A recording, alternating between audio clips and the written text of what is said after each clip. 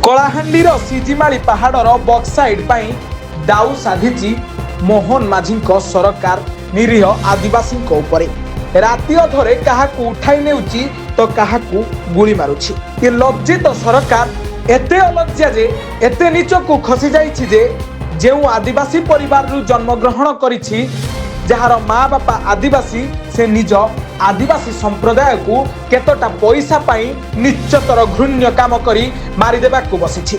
सामान्य केतटा बक्साइट पाई एक चतुर कंपानी सहित मिसी आदिवासी को गुली करिबारे व्यस्त रहिछि। धिक्कतम सरकार पणिया, धिक्कतम राजनीति। राजनीति तो खेलिल, शेष रे खेलिल निरीह आदिवासी उपरे, शेष रे खेलिल ओडिशार प्रकृति उपरे। केतटा बक्साइट पथर न मिली कौन बा भासी जाई थांता। हाँ हुए तो प्रकृति बंची जाई थांता। हाँ हुए तो किछि आदिवासी बंची जाई थांते, किछि आदिवासी जीवन नहीं गल।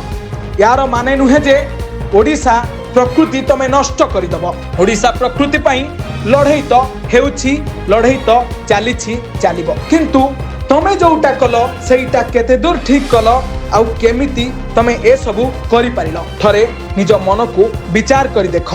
निरीह आदिवासी माननकू गुली करी तमे कौन पाइलो? हुए तो बक्साइड पथर तुमको मिल जाई पारे, हुए तो पहाड़ उपरे तमे राजनीति करि पारो, किंतु नेइथिबा जीवन कौन फेराई पारिबो? चली आइथिबा आदिवासी माने कौन फेरी आसीबे? धिक्कतम राजनीति, धिक्कतम पुरुष पणिया। दिन रे किछि करि पारिलो नाही बोली राति अधरे पुलिस लगाई अटैक कल, टियर गैस पकाई लोकन को कंदाइल, शेष रे मन बुझिला नाही गुली करी हत्या कल। गाँव रे सादा पोशाक रे पशिल आउ सेही आदिवासी मानक भितरे पशि तांकू गुली करी चलिल।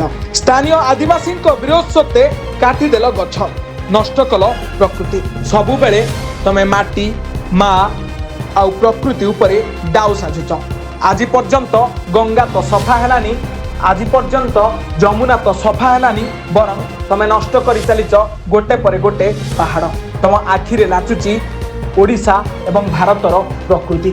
बिकिबाकू करूच विभिन्न प्रकारर षड्यंत्र। आहुरी जारी रहिबो एभली विस्फोरकारी खबर। जोड़ी होई रुहंतु ब्लैकेट न्यूज साथी रे।